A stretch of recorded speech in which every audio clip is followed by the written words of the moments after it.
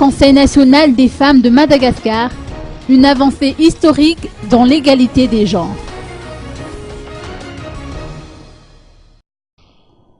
Avec l'élection de 30 femmes à l'Assemblée nationale, un grand pas a été franchi dans le domaine de l'égalité des genres.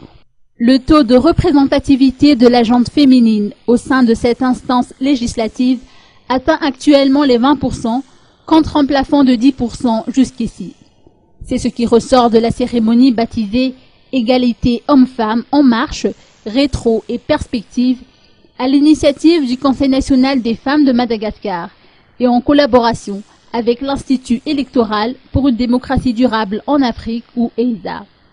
Ce fut également l'occasion pour le CNFM d'exprimer sa gratitude à l'égard des personnalités ayant contribué à la promotion de l'égalité homme-femme.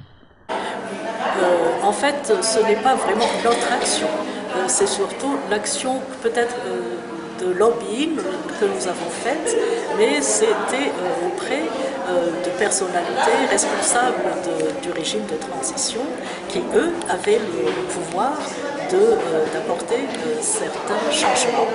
Et à ce propos, nous allons donc marquer notre appréciation à l'égard de ces responsables, dont il s'agit donc aujourd'hui d'honorer Madame Béatrice Atala, qui en tant que présidente de la CENIT a publié la liste par district et par sexe.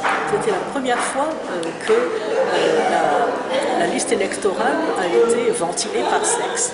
Et cette liste ventilée par sexe a permis de mettre en évidence d'assez grandes disparités au niveau des électeurs. Dans certains districts, et ils sont quand même assez nombreux, les femmes représentent moins de 30% des électeurs, alors qu'elles sont quand même 50% dans la population générale. Le principe est d'amener les futurs régimes à faire mieux que leurs prédécesseurs, en prenant exemple sur cette action positive.